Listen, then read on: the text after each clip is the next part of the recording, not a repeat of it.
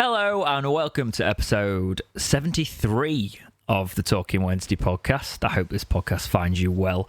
As always, Dex joined by Jake Punkchef41. How have you been this week, my friend? Busy. Very, very busy. Wednesday got busy, my channel got busy, and in between that I decided to crack a rib. Bruise a rib or two. So, busy, but well, it wasn't a week to take up cage fighting, really, was it, Jake? No, it was, yeah, you should see the other bloke.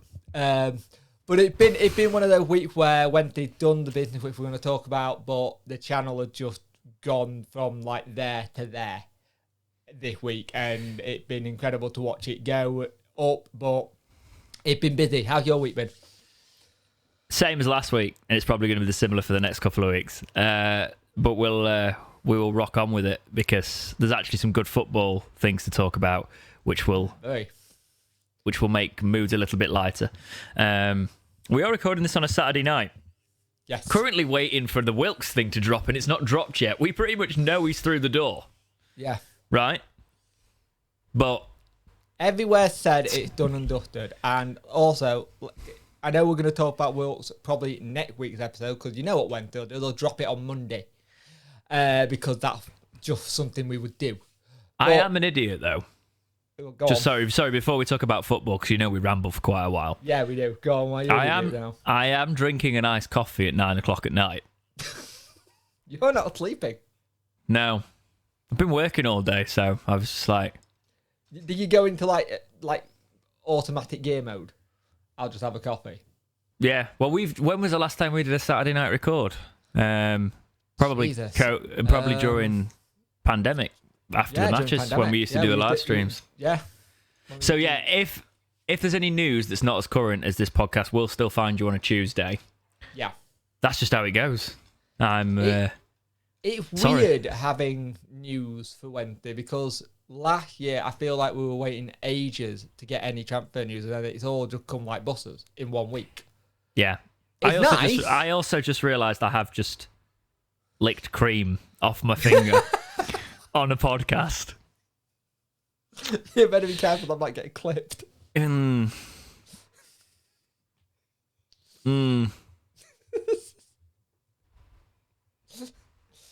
be honest, I got home and I had it's the evening, so you can imagine I got home, I got back, I had food and couple of bevs, and now I'm having a coffee, so this podcast could be interesting. So to be fair, I've had food and I had a couple of bevvies tonight because I'm home alone. My wife and child ain't here. The dog is asleep downstairs on the sofa. It's been left with dog. Also, another stupid thing I did last week, I'm never laying a sodding carpet again. Ever. Do tell. So last Sunday with Father's Day, we went and got we had dogs, and I got some carpet and we laid it. Perfect. Finished it on Monday. I decided to go do another room by chance because we had some left. It was a mistake. I'm never doing it again. I will pay someone. Carpet fitters, if you're a carpet fitter, hats off to you. I'm not doing it. No chance. Why? What's wrong? I completely cocked up a corner. I messed up how my measuring was. Basically, dyslexics and trying to measure anything, don't do it. I'm pretty good at that, actually, because I've done most of our house. I could have done that for you, and I can actually read digits the correct way. So that I'm assuming that's where you went wrong. Yeah. Oh, yeah. Completely where I went wrong. By the way, that's a pre-approved joke. That's not me mocking him. No. Thank you. And we also had the thing where, as I'm doing it, my wife could see I was making a mistake, but didn't want to do it until I laid it, just so she could laugh at me. That's just the comedy in it, anyway, isn't it? It's been interesting. You've been left on your top tonight. Then they've had enough. They've had enough. Yeah, they've had enough. They've gone. They'll be back some point Sunday. They just said some point. Yeah. Oh no, that literally what I got told. We'll be back some point Sunday. I was like, time? Do you need dinner cooking? Just some point Sunday? I was like, okay, fine. I'm gonna have a nice lie-in while you have to sleep in the same room with the daughter, who wakes you up at 6 o'clock. Good luck. Just for video watchers, the sun is currently setting quite aggressively to the left of my eye.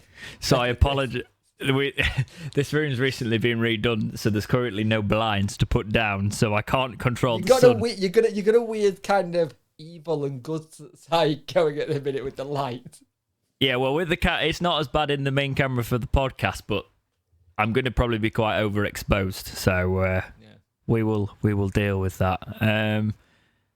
Yeah. So also, another one I'm just going to put out there quickly. Very much appreciate people turning to say social media manager, content creator, but that man over there does all the editing for the podcast, does all the graphics. He does most of the work. I'm just a co-host. I do my channel the best of my ability I know how. He got a degree, who knows what he's doing and knows that don't mean anything anymore. That don't mean anything anymore. But he's the one that does it. So if a job comes up at Wednesday, give it him.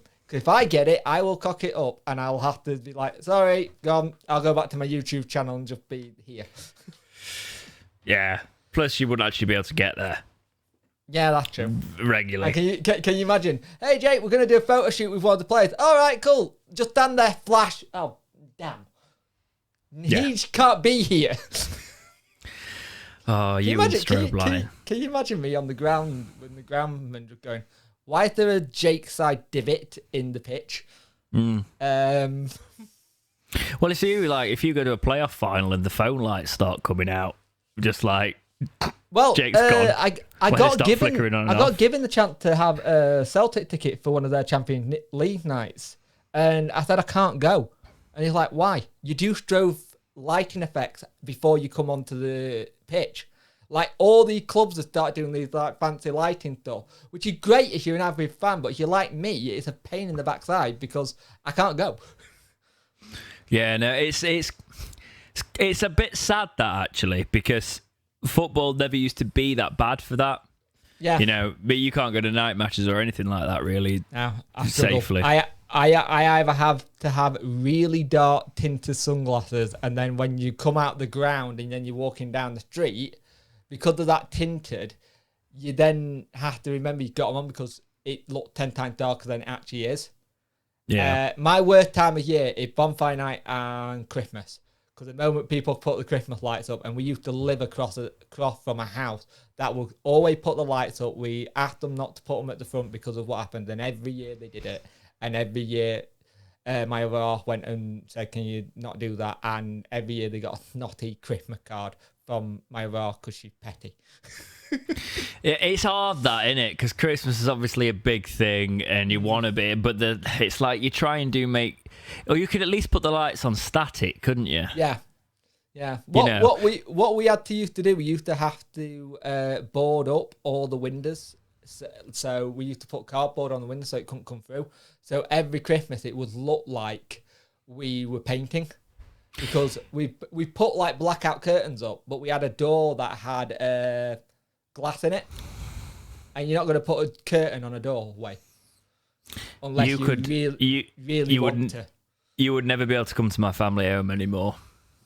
Nah. Not that you've ever been, but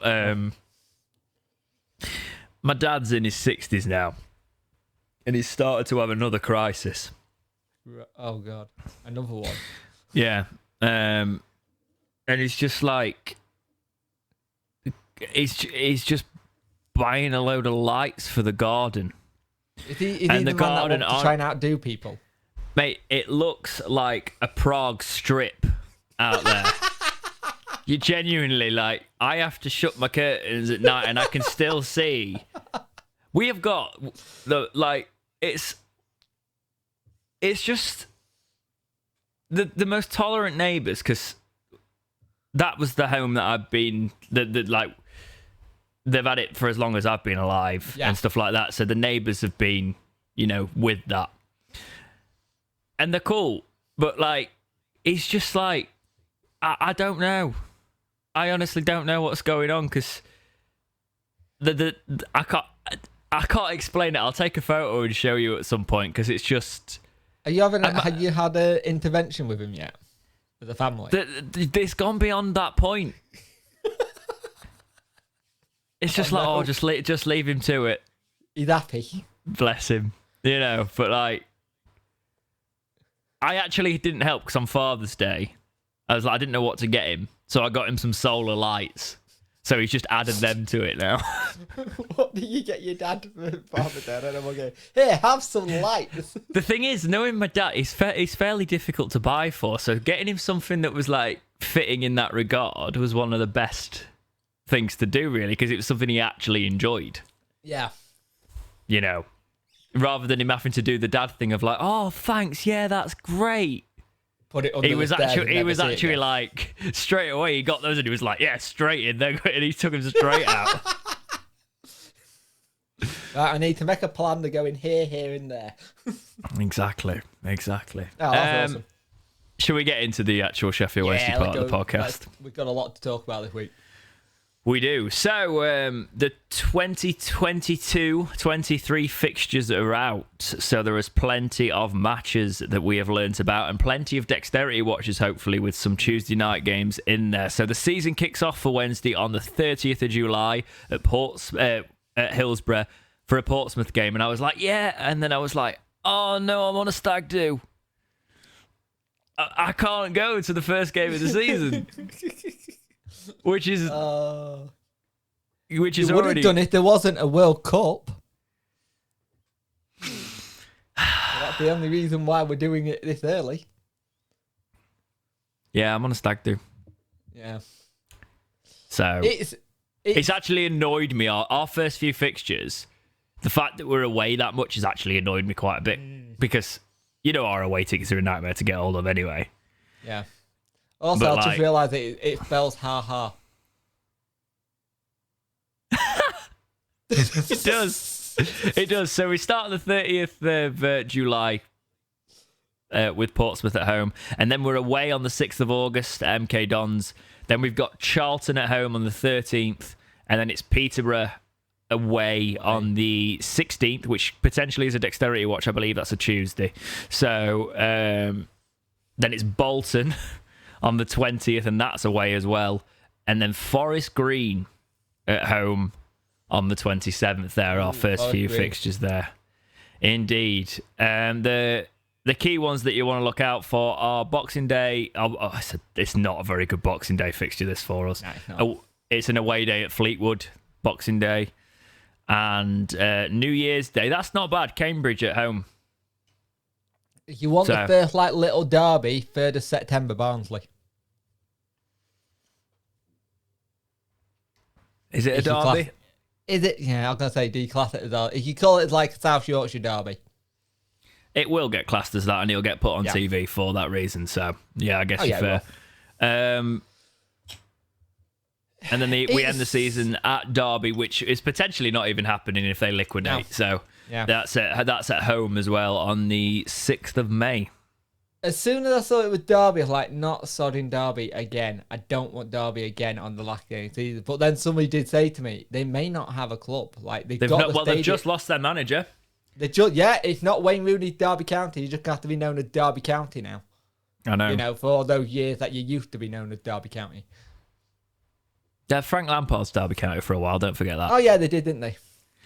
Yeah, exactly. But it will. They had Steve McLaren's Derby County as well for a little bit. I actually, with the way the fixtures are shaping up, let's just do the automatics. I can't be bothered with the playoffs again. All right. I'm gonna say it now. Just before we start any of the stuff, we have to get automatic with what we're bringing in and what we've brought in already, because it's not. Well, the pressure's there, isn't it? That's the thing now. It's not like the Wednesday fan expectation alone. It's the pressure of actually. We know the league now as well. Mm-hmm. We know what we're expecting, and I think it probably an easier league than last season with the teams that have gone up. Because Derby are probably not going to be a team that you know what's going to happen. Fleetwood are a team that's doing a lot of business at the minute. You look at Plymouth, haven't done anything yet. Ipswich looks strong, had a strong end to the season, so they'll be one to look up for again. And I think Wickham had just lost both their goalkeepers to us and Walsall, so it's going to be interesting. And MK Dons don't have, or they're not going to have, a Scott Twinkle going to Burnley. That's a good move, actually, that. 4 million. Deal. No. Yeah. Yeah, it is. I I've just realised I've not reacted to my League One predictions. I unlisted them for this reason as well, so I could react to them and it'd still be a relative surprise. I need to do that before the season actually starts. I've got a while, but you got to play the time. It's not going to do very well on views now. It's way past the time where you react to your predictions. But actually, everybody said because I was coming down, I didn't know League One. I looked at them the other day and I was like, you know what? For my first League One predictions, they weren't atrocious. Let's get into the proper news after we've just done that. This is the proper news. It's the transfer news. So this is exciting.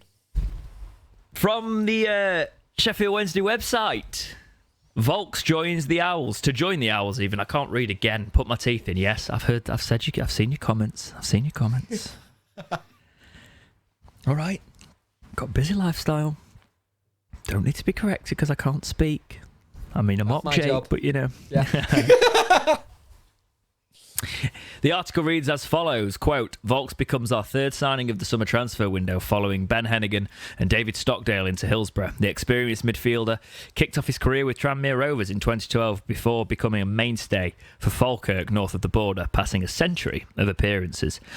Vaulks returned to England to join Rotherham United in 2016 and were proved an immensely popular performer for the Millers, playing 125 games and winning Player of the Year award in his second season as the side was promoted to the Championship. The 28-year-old's form in the engine room alerted Wales, for whom Vaulks has posted 7 international caps after making his debut against Trinidad and Tobago. Back on the domestic stage, Vaulks headed to the Bluebirds for a record Rotherham transfer fee in 2019 and went on to make 105 appearances across 3 championship seasons. Will Vaulks will sign for the Owls on July the 1st when his contract with Cardiff City expires. Vaulks becomes our third summer signing of the transfer window following... I mean, they've repeated that, but yeah, fair enough. So, what do you think to this one then, Jake? This is a smart little bit of business because he had offers in the Championship. There were 2 Championship teams looking at him. And there's something that I've got to say, because all this, it was something on Twitter, and someone said, I don't get this whole Darren Moore pulling power. I don't believe it. No, this is a Darren Moore pulling power. In his first interview with the club, he basically goes, I spoke to the gaffer, I like how it plays, and from that, I was set with it. This is a very clever signing. He's 28. He's got a good celebration if he goes as well, so that'll be fun. And if Pato and Big P and him don't recreate that one, I will be very annoyed. Because that was class. No. I don't want him to. Because you know what could happen. It involves a flip. He'll land terribly, and he'll be out for 6 months, Jake. Don't do it. I know. Well, I wasn't going to say it. You said it now, so if it happens, it's on you. It's Sheffield Wednesday. It's what happens. But it's a smart signing. But he's not a Luongo replacement. That's what I have to say. I don't think he's that because he's more of an attacking midfielder than a CDM. No, do you reckon he's a CDM? I reckon he's more defensive than we've got. Obviously, Luongo's gone now. But he's more defensive than the rest of our midfielders, I'd say. From what he was talking, it sounds like he was more attacking in his game than he thinks anyway. But to be fair, it's a good signing anyway. It shows intent. And the thing is, people will complain that, we're only doing 3 transfers or how much is he on wages. We released a lot of players who probably were on a lot of wages at one point. And you got to just think where Darren Moore building with this squad. He knows what he needs. He saw what he needed last season, probably couldn't get certain players. And apparently he wanted Volk when he was at Donny a while ago, so he'd been on his radar for a while. No, not Darren Moore. Steve Bruce wanted him when Bruce went the manager. When I look at his stats and where he's been deployed, right? Looking at his heat maps and things like that, he might want to be an attacking player, and potentially he has. You know, I've seen bits of him. I think we all have. You know, it's not a player we're unknown of. But looking at his heat maps and things like that, it looks like forward, doesn't he? No, it's the opposite. Is it a bit further back? Yeah. So that's why I would have considered him for the majority of his career to be as more of that defensive position. But if he can pick up the ball and move with it, that's what you need, really. So, I don't know. You know, I want to see. We'll see how he fits into the Wednesday side. You've got to think that we've got, because of the way Luongo's gone out at the same time. Well, yeah. I think in our position, you're not going to put Bannon as the defensive midfielder. Byers can sort of operate as a central midfielder. You'll see what happens. What do you think overall, though? It's a smart signing, and the fact that we've beaten 2 championship teams to get him in, I think, is very, very smart in terms of getting him to understand what the project is, understand going forward. And I like when Darren Moore gets the players where we're not thinking there's no chance in hell we're going to get that, because it's that whole thing. There's a player here who already knows the area. He did a lot of stuff for the Blue Bellwood charity as well. They mentioned that in his interview, that he might want to go do some more stuff. But he already knows Sheffield. He already knows Sheffield Rotherham area, so he's not like he's got to adapt to the area. It's a smart signing. Yeah, 28 as well. Yeah. We'll do his FIFA card because we always do. He's a decent one, finally. He's a 71 rated silver. 55 pace is not amazing, but then we've got 64 shooting, 65 passing, 65 dribbling, 70 defending, and 78 physical. And he is a CDM on FIFA. So FIFA think he's a defensive midfielder. That doesn't mean that the be all. That doesn't mean anything. Right? They've got Patterson as a centre forward, and he's the better centre back. Yeah, that's true. True. But however, I do play him as centre-back. We already know this. We know this. Yes. But let's talk about the drama surrounding his actual move. Not specifically drama joining Wednesday, but maybe his treatment at Cardiff City. So this headline's from BBC Sport. Will Vaulks disappointed by Cardiff City treatment? Quote, the Wales midfielder joined Sheffield Wednesday after not being offered a new deal to remain at the Bluebirds. Vaulks says he was left out of games, so he would not trigger a contractual clause that would add time to his deal. To be told I would only play a certain amount of matches because they didn't want my contract to trigger was really disappointing as a thing to go through, said 28-year-old Vaulks. Vaulks. Is it Vaulks or Vaulks? I don't know. Fair. Love that we're both very confident on that one. Quote, I gave my all for the shirt and I want to play every week. And that was taken away from me. So I am disappointed. And that's why you have to be careful in interviews not to say too much, because I don't want to put a downer on everything that happened. Vaulks made 36 league appearances for the Bluebirds, but was not a regular starter under Steve Morrison, and says he cannot hide his disappointment at how his rollercoaster Cardiff career concluded. The last 3 or 4 months were really tough mentally, he said. I think the fans probably got that from me in a couple of the goal celebrations, because there was a lot of frustration from myself because I'm a person that wants to play. I wish the club all the best, because you always do, because the fans deserve that. But yeah, I am slightly disappointed at the way it ended. It's a cliche that a lot of footballers use a club is a, quote, a roller coaster, but I would say that pretty much sums up my time at Cardiff. I've had some good times, some bad, overall probably disappointed 3 years when I reflect. It wasn't the way I planned the 3 years to go when I signed for the football club. I don't want to lie. I'm honestly disappointed with the outcome after 3 years. I am disappointed at the way I was treated at the football club. I have to be honest, but that's football. What do we think there then? It does sound like there's a bitterness, but he's old enough to know that football. And to be fair, when he said the manager's name, I was like, I'd forgotten he was the manager. Shows you how much I've not really paid attention to what was going on in other leagues, especially with Cardiff. But the situation when we've had it in the past where we'd had players, if they played a certain amount of game time, they got a new contract, and you're thinking, why are we doing that? And some of them were players who were probably not deserving a new contract, but got it.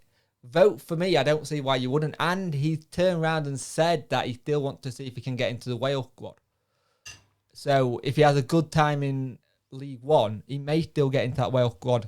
We've seen it happen. Yeah. Yeah, sorry. I feel like I'm really distracted this podcast because I'm constantly refreshing to see if we've signed Wilks yet. I'm like, just announce it, for Christ's sake. It's doing that my head in, because everyone knows what's going on. But yeah, Will Vogt Vaulks as a signing. Like, we don't. But our midfield, it's great. If you look at our midfield now, there's actually 2 for each position now. I'm so impressed with Darren Moore. You know, how he's just brought him. He did amazingly well when he couldn't sign players. You know, he had to bring in frees, and now even though he doesn't technically have to bring in frees, he's bringing in some amazing frees. As we will go on. It's that thing. I had a great transition there, but carry on. Yes. But it is that thing. People have been complaining. You get your free transfers done first so you can go after the ones that you want money for. Kind of thing. Yeah, it is. Sorry, Soph's next to me. She's going to do the mad refreshing so she can scream at me when he's signed, so I don't have to concentrate on any of that. So, this is the one I want to speak about. Because this occurred on a late evening when we and it all happened kind of fast. And to say there was a meltdown. They upset a lot of people. Which is surprising because there's no real rivalry there, is there? No. So Michael Smith agrees Owl switch. Headline from Sheffield WFC. WFC. SWFC website. Quote, coveted hitman Michael Smith will join the Owls on July 1st upon the expiry of his contract with Rotherham United. The prolific marksman significantly bolsters Darren Moore's options in the final third and brings with him, oh my God, the tag of a proven goal scorer. I've just got to admit I can't read anymore or speak. I think it's nearly 2 years of doing a podcast with me. It's just catching up with you. Aye. And I don't edit it, so, you know. Anyway, Smith played a key role last time out for the Millers, who secured automatic promotion to the Championship whilst lifting the Papa John's trophy at Wembley. The towering forward scored 18 goals from 45 League One appearances and 25 overall, leading the line in superb style. Promotion last season was the third on his CV from the third tier after he spearheaded Rotherham's elevation charge in both the 2017-18 and the 2019-20 season. Christ. Might as well put Yo-Yo on the shirt at this rate. If you look at those dates, you know. Starting something that doesn't need to be started there. Yeah. But remember, we pay our players 40 grand a week. The 30-year-old started out with Darlington before joining Charlton, which provided the platform for a successful loan spells at Accrington Stanley, Newport County, Colchester United and AFC Wimbledon. Smith signed for Swindon Town in 2016, scoring 26 goals in 61 appearances before further brief stints with Portsmouth, Barnsley and Bury.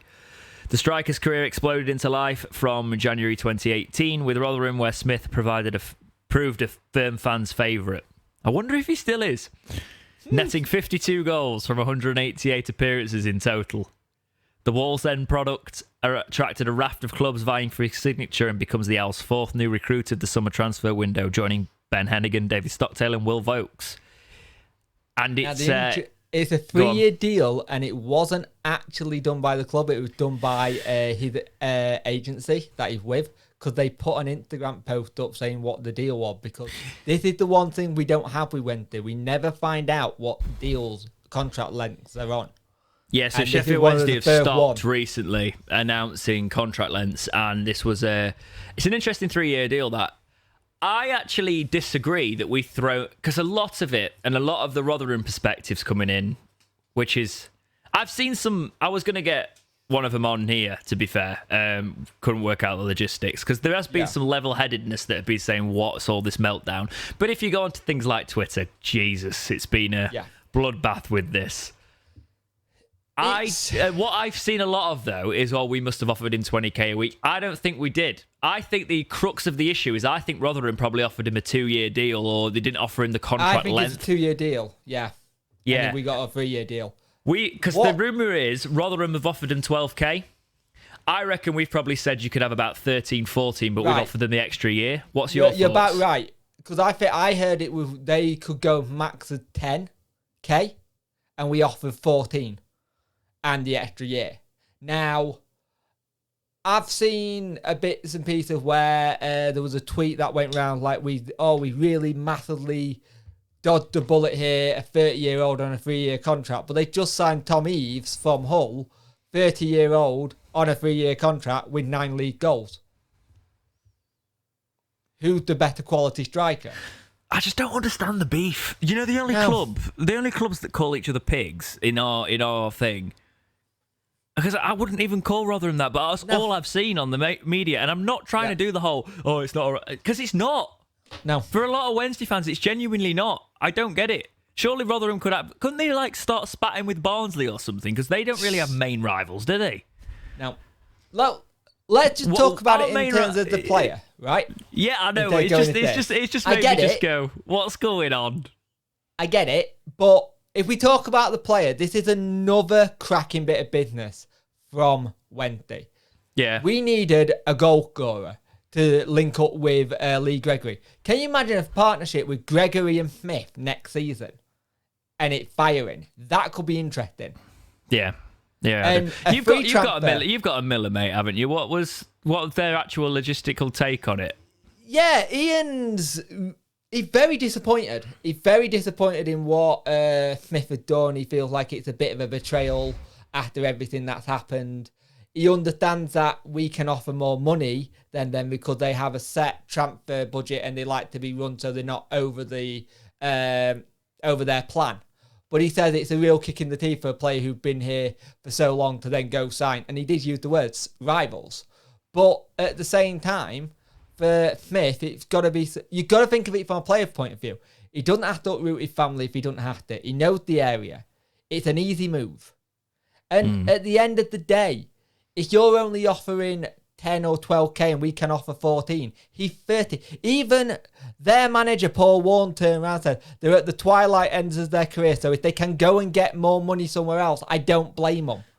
I can also see it from the perspective. I quite like Paul Warne, right, by the way. So I could see the feeling for him if he's literally just been made to look like an absolute mug, which is what a lot of the perspective was. I will tell you a story once we're off air about this deal.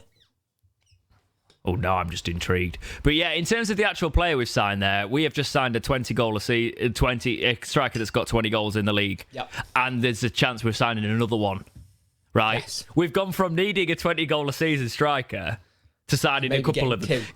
Because I was actually chatting to Sophie earlier about it. And she went, well, that doesn't mean they're going to actually score 20 for Sheffield Wednesday. I was like, God, you've learned fast. Right? I was like, but the fact is, if we stockpile them, there's a chance that one of them might do all right, you know. And let's be honest. Also, bitterness from Rotherham's social media team.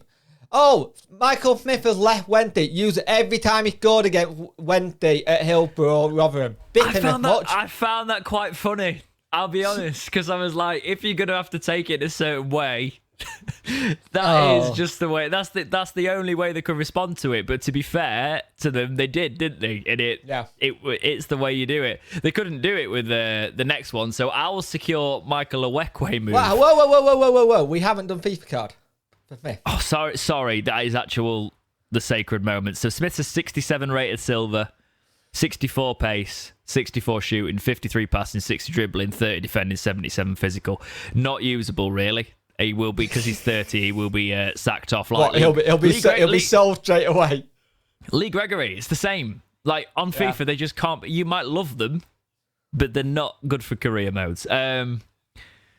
So yeah, Owls secure Michael Ihiekwe move. The Owls have secured the transfer of the highly rated centre-half Michael Ihiekwe. Ihiekwe will sign for Wednesday on the 1st of July, given the expiry of his contract. Ihiekwe was a mainstay at the heart of the defence for the Millers when they secured automatic promotion from League One last season. The 29-year-old began his career with the Liverpool Academy before moving to the Midlands to join Wolverhampton Wanderers. After a fruitful loan spell with Cheltenham Town, it was with Tranmere Rovers in 2016-17 when he truly made a name for himself, proving a vital component at the back as the Wirral side reached the National League playoff final. Ihiekwe switched to the Rotherham the same summer, and incorporating another successful loan with Accrington Stanley became a big hit at the New York Stadium, posting 184 appearances overall and chipping in with 14 goals. The versatile stopper, comfortable across the heart of defence, also won promotion to the second tier with the Millers in 2017 and 2019-20. and played 52 games in all competitions last season. To cap an outstanding season, he was also named in the PFA League One Team of the Year this summer as voted by his peers. Ihiekwe is the 5th recruit through the Hillsborough door. This one I'm actually a bit more excited. I know we've just signed a striker, but this one, in terms of what we actually need in sorting a defence out, he's showing it up. You've got Yes. you've got Ben Hennigan in, you've got Ihiekwe in, you've got David Stockdale, then you've got Iorfa. We've probably got another defender to come in, I feel. yeah, But have you noticed he's working from back to front? He knows last season we conceded probably silly goals and he wanted to shore it up. He got that now. And Ihiekwe is a fantastic striker to come into, even though I'm going to butcher his name all season. But a PFA Centre-back. player, a PFA League One Team of the Year by his own players and around the league, that says a lot. Bannon was in that team. yeah. And the thing is, if that's the level of centre-back you got, fantastic. Yes, I have seen Rotherham fans say there is a mistake in him now and again. What play isn't there a mistake in? But A defensive mistake cost us the playoff final. yes, Semi-final, sorry. but then again, it is at the same time. He obviously didn't do it for Rotherham, did he? No, this is what I'm saying, though. It happened. They happened. They happened in our team. However, he shored up their defence enough last season to get them into those automatics. And yes, they did start. The thing is, we have got options. So if he starts to fall a little bit out of form, he's going to be pushed quite a lot here. There's going to be a lot of pushing there. So And there need to be a lot of players in the door anyway if we can use 5 subs this season. yes, we need a bigger squad. You're thinking at least 16 in a match day squad, in theory. If This I've got one, my math right. I'm happy. Honestly, it's actually like we're doing proper business. And we And spent how much? Yeah, How much they're we all spent? frees. They're all frees. Yeah. And I'm sorry, you might want to believe this because it makes you feel better. And it makes a lot of fans feel better to say we pay players a load of money. We don't chuck money at them anymore. No. We have released Nathaniel Mendez-Lang, who reportedly wanted more money. Berahino. All these players wanted more money, allegedly, right? We're not doing it anymore. There was an article Monday, I can't remember if we covered it. It says saying we've gone from not being a soft touch last podcast. And this shows that we have. We only want players who want to be here. I have a funny feeling Darren Moore got this thing where if he's talking to a player and it's like, well, I don't really want to, you go, well, right, you're done then. I don't want you. Unless you want to do the brand and be here, this is what we're offering. There's no negotiation on how much. This is what we're set for. It's about us being run smarter and financially better. Chansiri needs a lot of credit as well. Let's not just put it all on Darren Moore. Chansiri is backing Darren Moore with what he wants. And he's realising you don't have to throw a lot of money at a football team to get what you might need. He's learning and knowing that he wants to do something. Because I've seen people turn and said, it's the financial problem we went to because we're signing frees. No, but there's a lot of very good free transfers out there at the minute and we're getting them in now before other clubs get them. Yeah, and we don't usually do that. And the actual thing is, if you do it cleverly enough, you don't actually have to spend the fees. No. That's where we You have might gone be able wrong to have before. you might be able to have a bit of money in January if you need something to get you over that hump. Yeah. Also, this guy's FIFA card actually playable. Hey! He's a 70 rated silver centre back, 70 pace, which is not bad for a centre back actually. 36 shooting, 44 passing, 57 dribbling, 69 defending, and 79 physical. I reckon he'll get a little bump as well because he was in team of the season, and that is where FIFA starts to make notice. So I would probably imagine he'll either keep this and stay as a silver rare or become like a 71, 72, which would be fantastic. And he's 29, so you can use him for a couple of seasons. Right, my big question to you, Yes. before we go on to another one, are you worried about the age of some of the players we're signing? Because we said we wanted to bring that down as fans, or you've expected them to bring I in a didn't lot say of... that. No, but we said that we had an aging squad. Yeah, no.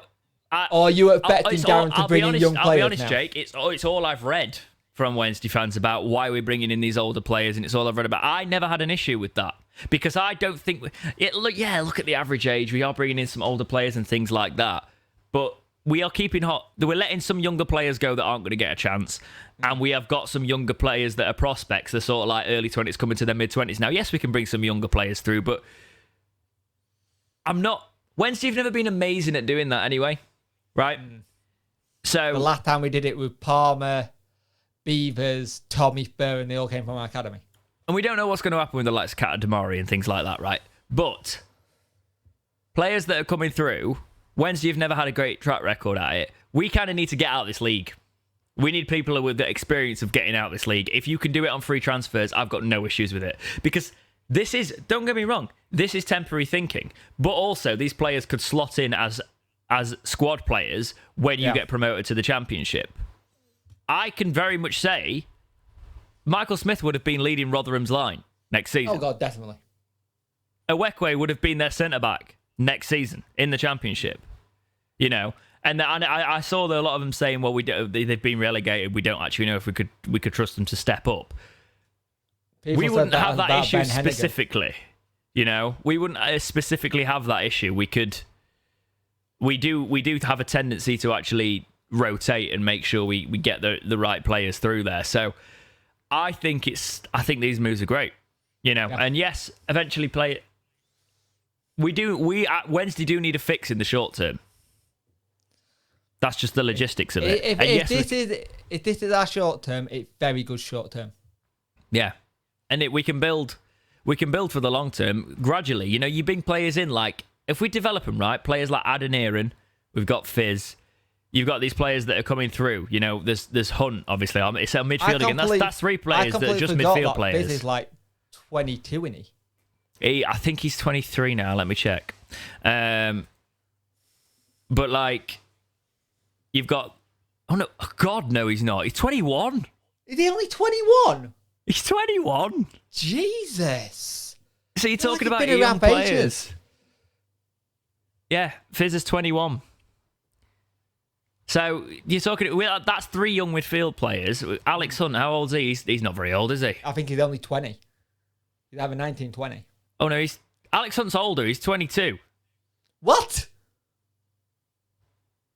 Yeah, he born in 2000. Older. Yeah, he was born in 2000. Jesus. Fizz was born in 2001. And then who was the other one I mentioned? Adeniran. I think Adeniran's 24, so he's sort of like coming up to mid-20s. 23. Adeniran's 23. There's a good little core base there. That is three midfield players, 23 and younger. Yes, we are bringing in older players, but they are players that these three players have been in our squad and players that I could see actually having a career with Wednesday, those three players that I've just mentioned. And then you've got a 15, 16-year-old Damari, however old he is, coming through and starting. Yeah. Yeah. I don't actually know how to say his name. I'm doing a you there. But I think we did say a good blend of experience and youth will be good, and we're getting that now. There's Brennan. Yes, and I think he's only 19, 20. Yeah, I'll just have a look now. He is 22, so he's a bit older than you thought. There's not a lot. Don't get me wrong. There's not loads of players, but we are starting to do this a little bit more, and we're bringing in the younger players. I think Darren Moore had a look at the academy and went, "Oh, we need to actually strengthen this a little bit," you know, and did it the right way with bringing Adeniran in, and he's been looking out for things. And the way I've seen our academy operating a little bit more, we seem to be doing the deals right. A deal from what do you call it? Are you talking about Fizz? Adeniran was a player we brought in last season. Wrong way around. No, Adeniran we got from. He was on loan at Wickham, and then we got him from. I can't remember where. Adeniran, we got this season. Yeah, but he wasn't from our academy. No, I didn't say that. I said he was sort of like seen as like bringing into strength in the academy. Now I get what you mean. Like because we've not had the strongest academy. Yeah, we might as well poach somebody else's, so we poached Everton's. Yeah. That's what I meant. I didn't mean like he's from our academy. But yeah, I won't, just because I don't want to stoke the flames, I'm not going to read the article that's quoted from Yorkshire Live saying Rotherham United left ruining the departures of Smith and Ihiekwe to Sheffield Wednesday. I'm not going to go there. We're not going to do that. We won't be those people offering them new contracts. So Rotherham wanted to keep them. What are your thoughts to that one? Interesting that Rotherham wanted to keep them, and we managed to turn around and, again, a bit like Vaulks, turn around and say, come to League One. Because surely you want to play in Championship, but again, it comes down to something I keep saying. I think Darren Moore's very good at getting players to come to the club and just saying, this is what I'm doing. I want you in the building. This is what we're working. And I think it's just credit to Chansiri and Moore. If they're turning down deals from their current club, which is now a championship club, it says a lot of what we said, what we're wanting to do. Yeah. Yeah, part of it's also like... Because I think Paul Warren's a good manager in that. He's a very good manager. Do you think these two players turned around and were just like, we've done this dance before. We've gone up and we've come down. And if they've not seen, like, they've not heard the right talks when they were talking about contracts and stuff. I don't know. It's like Barry Bannon, I think it was a couple of seasons ago. I want transfers. I want to know who's in. I know I want to stay. Maybe they turn around and say, what coming in so we're not going down again next season because I want us to stay here. You know what I mean? Yeah. Yeah. Yeah.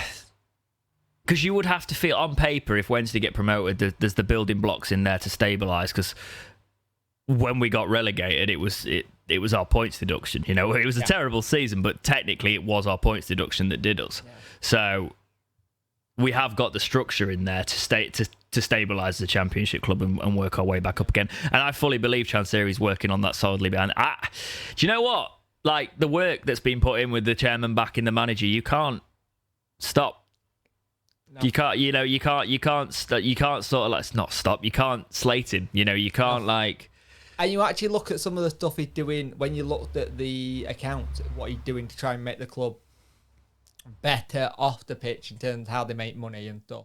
Like, I was talking to someone we talked to on the community special, Worko, and Worko saying the club will be really, really smart if they put solar panels on the roofs because you cut your electricity in half. You'd make a lot more money in terms of what you're saving, kind of thing. And it's also covered up that Presto. That needs doing.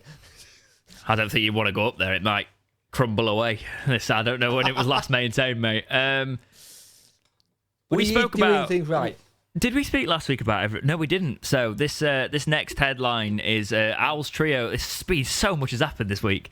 From the Wednesday website again. Owls Trio leave S6. Nathaniel Mendez-Laing, Massimo Luongo and Joe Wildsmith have declined new contract offers and will leave Hillsborough at the end of June. Mendez-Laing joined the Owls in November last year, going on to make 19 appearances. Luongo signed for Wednesday in the summer of 2019 and played 73 games, while Wildsmith posted 89 appearances, having graduated from the SWFC Academy. The Owls would like to thank all three players for their services and wish them well for the future. Thoughts? Right. Kind of right with what happened. I was happy Jack couldn't resign, but out of all of them, I would have liked Massimo to stay, but it just didn't happen for whatever reason. So I'm happy with what we got through the door. I think you got to look at it as when they go, look, this is what we're offering. If you don't want it, take it or leave it. Thanks for covering me for while I mute my microphone there and then slurp the remainder of that coffee. Because you did it like a pro, mate. So,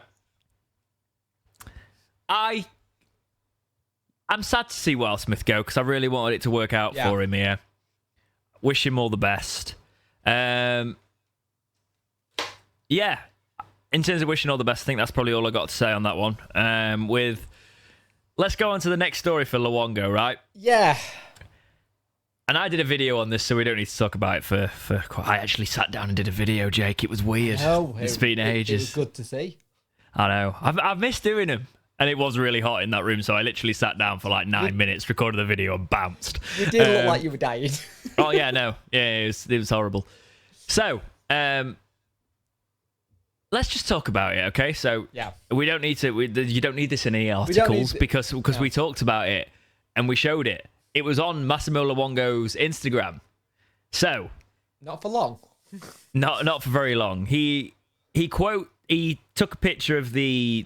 I'm such a boomer, right? He had a screenshot of the that article we've just read out, the Owls Trio to leave S6, talking about it. And he was like, "Have I?" Okay, then. I don't know if he said okay then exactly, but it was sort of... It just said, have I... Oh, okay.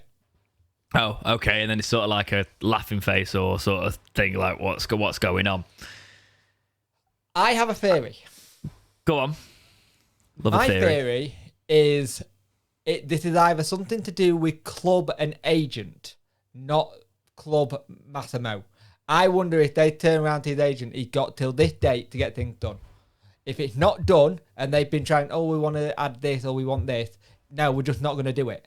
As much as he's been here for a while and he's liked by the fans, this is what we're offering and no more. And I'm wondering if the agent hasn't got back to Massimo in time to turn around and say, look, it's not happening, mate. They're going to let you go. Yeah, I think it's a phone call to the agent thing. It was, I think the Vaulks thing just completely blew it out of the water. He probably got offered a new. He probably sort of like pushed another contract at him when they threw it at Hunt as well. Hunt signed straight away. He was like, "Yeah, I'll be here." Yeah. Luongo was like, "Do you know what? Let's see if there's still any more options." Because he's considering obviously wanting to try and get Australia in the World Cup. Yes, have they made it? That keeper did that really weird save, if you remember. So he needs to try and get his way into that squad because that's what he said matters to him as well. So he's considering he'll have it in his mind. If I can get regular games at the Championship, that's probably enough to actually keep me in the Australia squad. League One, unfortunately, as we've seen with like Palmer and Barry Bannon, right? You can't get in the Scotland squad when you drop down to League One. And I'm just saying, Barry Bannon would still be quality in that squad. He'd still do stuff in that squad, wouldn't he? Yeah.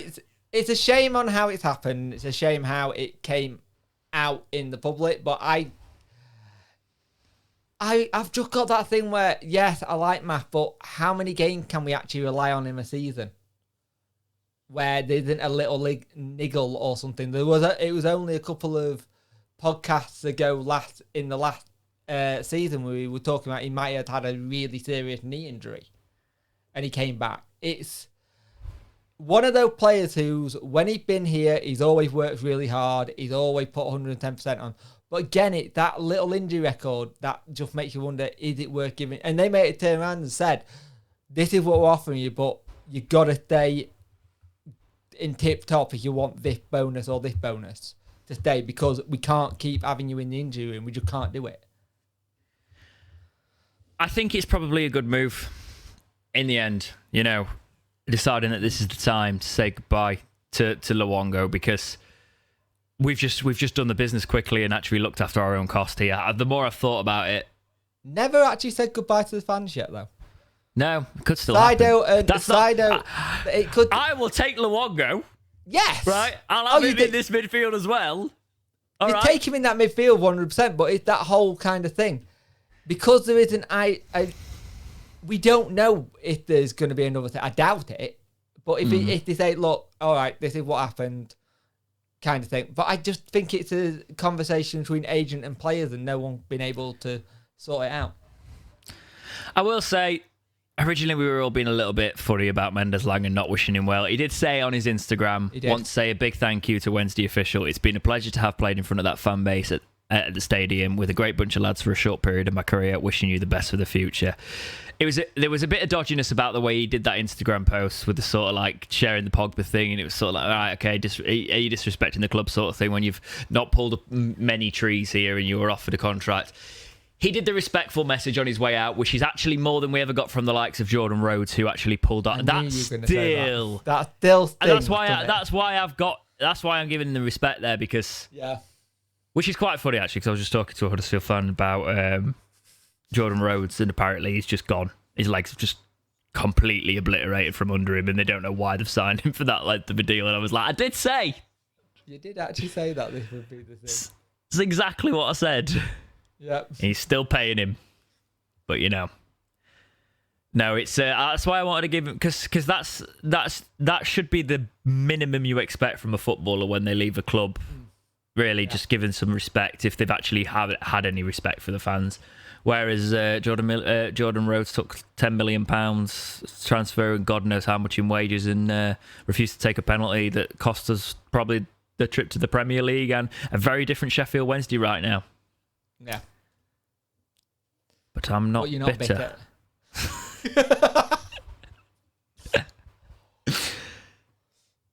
Could triple promotion winner Ben Purrington solve Sheffield Wednesday's left-sided conundrum? That is a headline from Yorkshire Live. I like Quote, that headline, actually. Indeed. Sheffield Wednesday's manager Darren Moore has moved quickly to recruit 5 new players this summer, and it will be little surprise if the next body to walk through the door belongs to a left wing-back. The Owls' problem position was remedied somewhat by the performance of natural winger Marvin Johnson when he responded valiantly to Moore's call for him to operate there, finding a defensive determination to complement his forward thrust. Dom! Oh. Feeling a bit spicy, are we, Dom? Did you write this one before you went on holiday, Dom? Hit the balls out, Dom. Jaden Brown. Jaden Brown should have been the obvious choice for that role, but he fell out of favour under Moore and has not been seen in a Wednesday first team shirt since a 14-minute substitution outing during the 3-2 defeat at Oxford in January. Ouch. He remains under contract with the Owls, who have exercised an option to retain the services of Johnson for another year. Also exercised, sorry, so that's an additional comment there. But it still seems likely that Moore might look for a player more accustomed to the role than Johnson and somebody that he rates higher for that job than Brown during the 22-23 season. According to tabloid journalist Ian Baker, Ben Purrington is reportedly on the 48-year-old manager's radar and looks like he might be a decent fit for the Owls' left flank.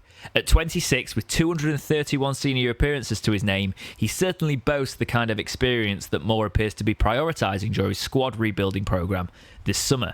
He also represents an attractive free transfer proposition. We love them. Having been released by Charlton after being told by manager Johnny Jackson. Is that one of the Jackson 5? That's a very Jackson 5 name, Johnny Jackson, isn't it? That's his real name, yeah, Johnny Jackson. He's also not Charlton manager anymore. He got sacked. They got the Swindon Town manager and Johnny Jackson now at AFC Wimbledon. What a name. That he would be given a new deal only for the latter to be sacked at the end of the season. Initially joining Charlton on loan from Rotherham in January 2019, he went on to play a major role in the Addicks promotion to the Championship that season, culminating in a goal at Wembley during the playoff final victory over Sunderland. Remarkably, it was his third promotion in as many seasons and with as many clubs, having helped Plymouth go up from League Two in 2017 and Rotherham also. He's played for Rotherham. Well, we definitely signed him then, aren't we? Oh, God. Does anyone want to find out what Adam Lafondra is still doing? Oh, Christ. We'll have Joe Mattett back at this rate. He just signed for Harrogate Town, I think. I think I saw that, actually. So, there's a big article. Go read the rest of it if you would like to. I'll see if there's some quotes in there.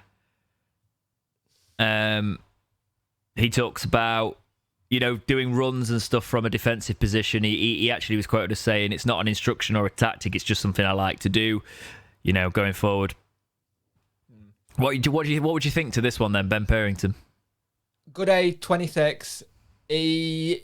It would be the player I'd like to see him bring in because A, it's free, B, is a good age, and C, we've not got anyone in that cover that can do it. And if he's already playing there, we don't have to use Johnson as a makeshift left back.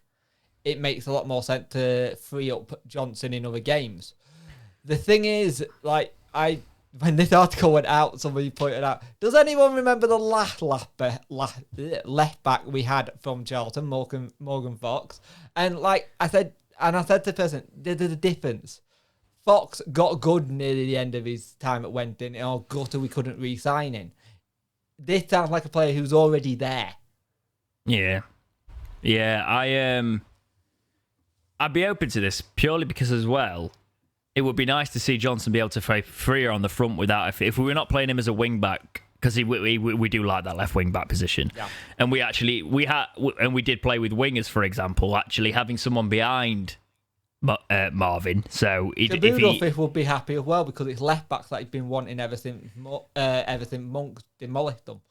Indeed. But if we if Johnson bombed forward and tried to beat a man and he lost the ball, he wouldn't have to run miles. He would obviously run back and try and beat his man, but he'd have someone behind him, which would be handy as well. And then you could overlap. You could technically overlap. Because if Purrington likes going on runs, you could overlap. Yeah. And that works. That works quite nicely. And A good age too, obviously. We're being 26. That's coming into the prime. Oh yeah, Darren Moore will love him then. So we've got his FIFA card here because we have to always do it. He's a 67 rated left back, 70 pace, 45 shooting, 59 passing, 65 dribbling, 64 defending, and 68 physical.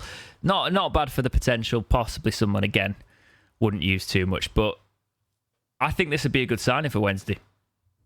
We do need options at fullback, especially if you're talking about aging players in our team. Our fullbacks are 30 plus now. Just to one of the things that the article said, where it said it wouldn't be surprised if there's a net body to walk through Hill, but no, I want it to be Wilks. Yeah, it probably will have been by the time this podcast goes out, and especially by the time this clip goes out, because it will probably be a clip because it's a player we're linked with, unless we've already signed him, which could also happen. So yes. Let us know what you think about Purrington in the comments, as always. So, we've had an interview with Darren Moore on the Wednesday website after some recent signings.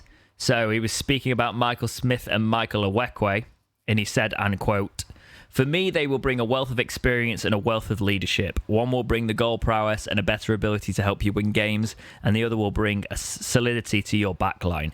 We have strengthened in both boxes in terms of ability, size, and presence. It does what it says on the tin if you look at their playing records over the recent seasons. The stats speak for themselves. They have a robustness and a fitness to their game, which is exceptional." He then spoke about Ben Hennigan, David Stockdale, and Will Vaulks. Quote, "Good experience again, which is important. I think Ben will be an excellent signing for us, I really do. Ben is someone I have known for 2 or 3 years now, and when I heard of his availability, I wanted to bring him in straight away.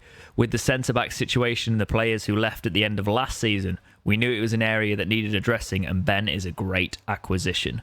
With David, he's been there, done that, and has the know-how. I didn't want to go down the route of a lone goalkeeper this time.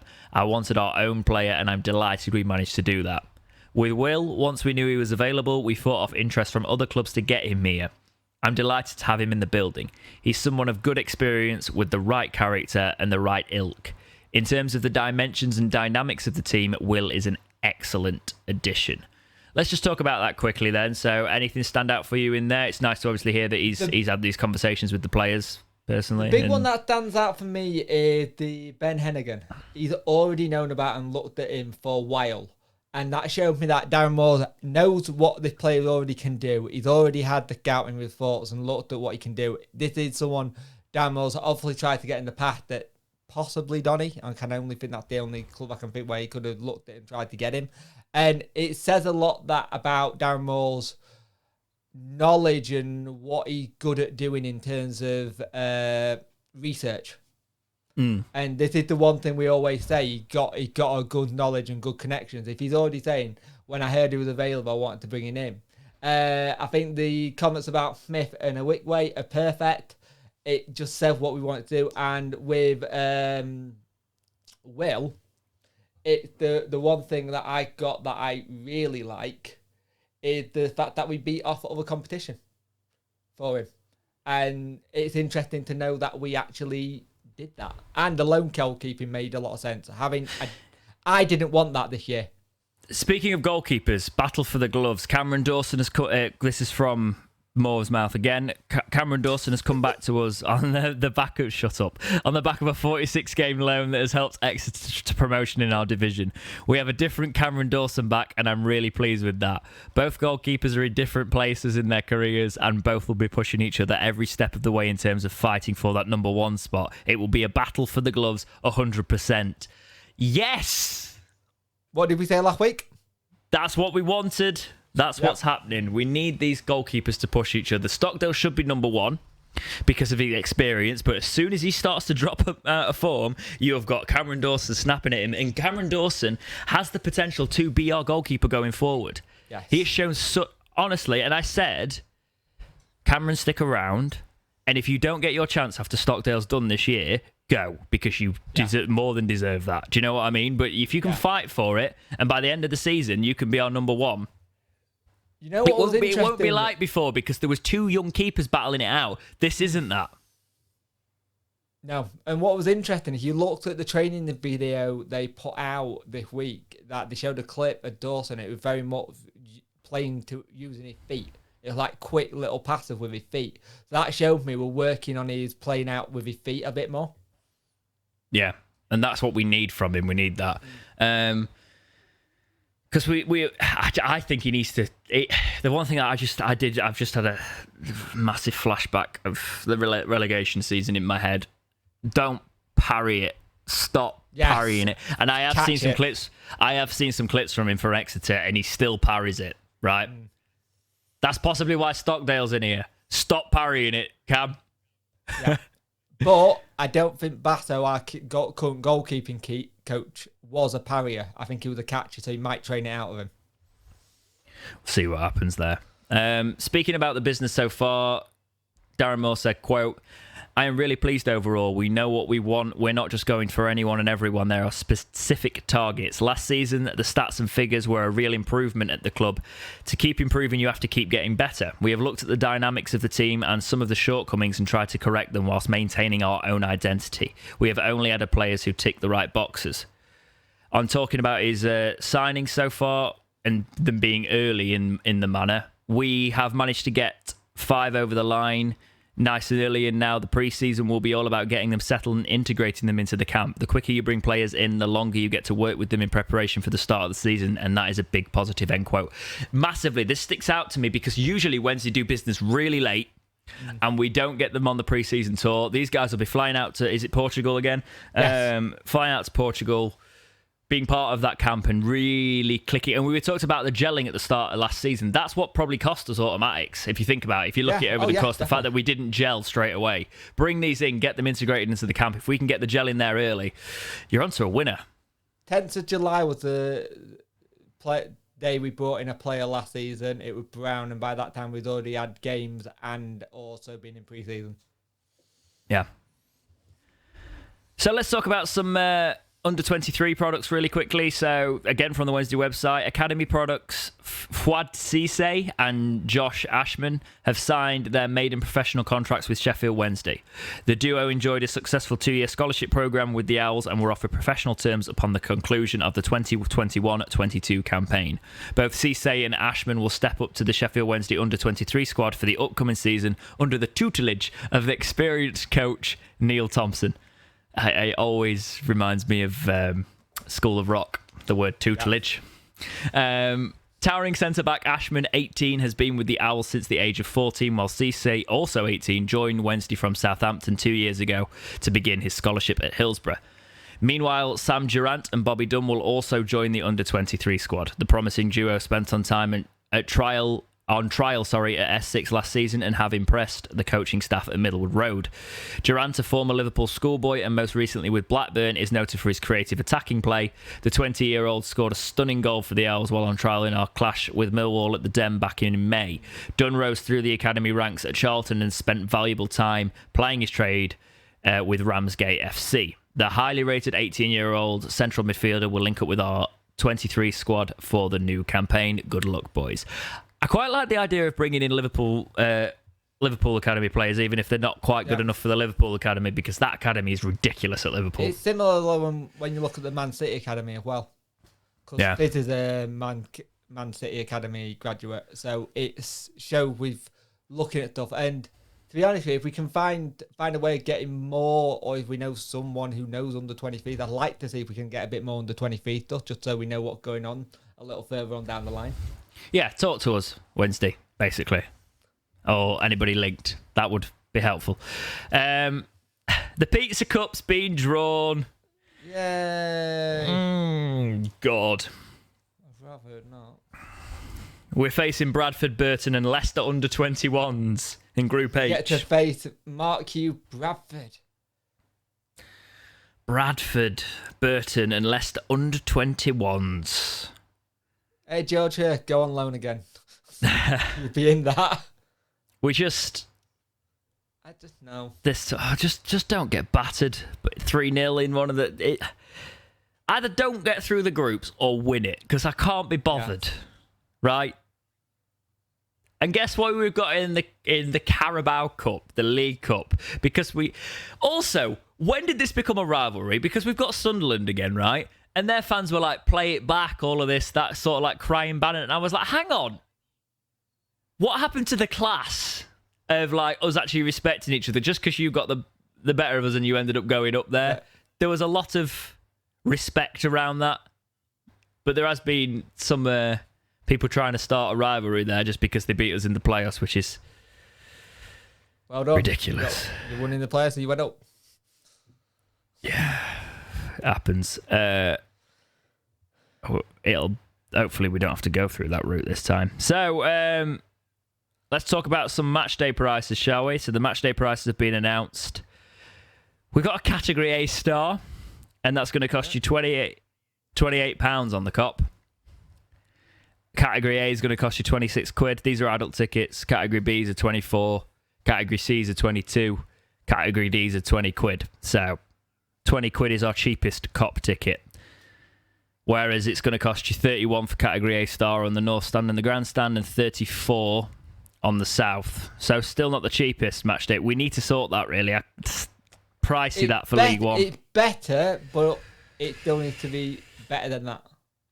Portsmouth is a Category A star, and they've put Charlton as Category A. You paid £32 on the South to watch us play Charlton this season. Like, what are they going to put Forest Green at? I don't know. They just need to sort it out. With memberships and stuff, it's not as bad, and not obviously memberships are freezing; they'll stay the same. I don't know, man. I don't know. It's the part of the club that we still need to do. You'd fill the stadium if you just dropped it a few quid. We're not that brass. We are brassic, but like, God help us when we get back to the Championship, like prices wise. But we'll deal. That'll be a happy problem to have, I guess. Right, let's finish with a couple of community topics today. Longer podcast than usual. It feels like the olden days today. Yes. Maple Leaf has wrote into the Discord and says, "Gentlemen," it's a bit of a stretch, Maple Leaf, "I'd be curious on your thoughts, Rotherham letting Smith and Ihiekwe go for a free with their wages, and what their wages must be for that to happen. I find it all very baffling. As we said earlier, I can't see Smith being offered more than 15. I just can't. Not in our wage structure, especially if it's the Bannon being on less than 20 or less is true. Yeah. It's one of the ones where I understand what people are getting at with this, but we know Rotherham have a very, very strict wage structure and how they do the business. They don't like to overspend on the wages. They don't like to overspend too much on a transfer. And if they've gone, this is all we can offer you, and their agent gone to Wendy, what they don't want to leave the area, what can you offer? We found out that they've been offered that, and we've gone, you know what, we can go to 30, they live in Manchester, though, don't they, mate? Yeah. But they do apparently car share. I don't know if that was a joke, but I read that they car shared. This is where the story later after we've gone off air can be funny. Okay, fair enough. But no, I can't see it being ridiculous wages. I think it's more contract length. I think that's been the thing there, Maple Leaf. Andy wrote in. Go on. 29-year-olds, Ihiekwe 3-year deal, not bothered with. 30-year-old Smith, 3-year deal, not bothered with. How old's Lee Gregory, mate? 32. I thought he was 33. I thought he was 33. Might be 33. Because this is what I'm saying. Lee Gregory, we're happy to have him for another season. He's 33. And if we can get... Yeah, he's 33. If we can get 3 seasons out of Smith that are Gregory standard, we'll be all right, won't we? Yep. So, Andy wrote in and says into the Discord, "Is playing a back three in League One a fundamentally bad idea? With more money, a bigger squad and better players, it's a fine system. But, 1, the calibre of player needed to do it well is not common at our level, and it becomes fairly easy to exploit the weaknesses of our players through high-pressing balls or balls in behind the wing-backs, as we have seen in the playoffs. 2, with a back three, you tend to need more subs. And to make a change to the system than when using a 4, so it can be harder to switch to a plan B. 3, it can cause an unbalanced squad. Either you don't have enough wide players to play play anything but a 3, or you have 8 wide players, wingers and fullbacks for each flank, fighting just for 2 spots in the back 3 system most weeks. Well written, this, Andy. I can see your point there. I think if you've got the players to utilise it, yes. And Darren Moore seems to be looking for he wants that back 3. He wants players that can play the ball. Still want that back 3, but when we started the season last season, up until the Morecambe game, we were playing a back 4. And we were looking good with a back 4 because everything was balanced. So I'm wondering if he's trying to find a way that he can do a back 4 and a back 3 and interchange it that often, because he does like ball, overloading the midfield. That's what I'm saying. He does more ball, though. He changes his squads about quite a bit. So when he changes for more, I know what you're saying there, Andy, about needing the versatility and bringing the players in, and you've got all these players just competing for those spots. Darren Moore has a tendency to name different squads for different tactics. And I think that can be frustrating. But I think with his back 3 system, the fact that we're looking for wing-backs and full-backs, there'll be bench spots for them and there'll be positions there for them. But I think with the actual back 3, when you're playing the back 3, yes, it will be that space of fighting for spots, but I don't think he'll play a permanent back 3. No. The thing is, when you look at what Moore's doing, and to be fair, last season was a really bad season to really judge on the defence anyway, with all the injuries we had. We were having to make do up until about January time, from about October to December. And that's where we saw all the games we were throwing games away. It's like at one point, FIFA trialing this stupid time thing, 65 or 80-minute matches. At one point, Wenty would have loved that because we were conceding from the 80th to the end of the game. I think it's this situation where Moore likes a different system for different games. It feels like he's situational football, so he'll play to what the team is, not to what it is each week. And I think that's a great way of doing it, but then you come up with things where if that team suddenly changed on something, like a la Sunderland completely changed how they played in that playoff like they did most of the season.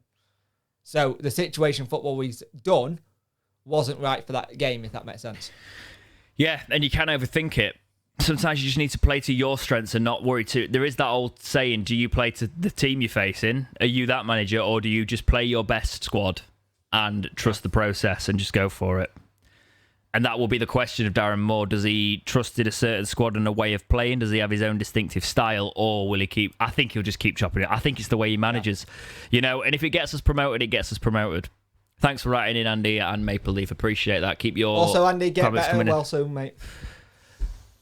Fair. Oh, yeah. I don't think... Has he said it in the Discord? Because I don't check the Discord enough, clearly. Yes. Sorry, Andy. I've heard you poorly, mate. All the best. God, I really need to check my own Discord, don't I? Jake's basically Discord moderator and conversationalist at the minute.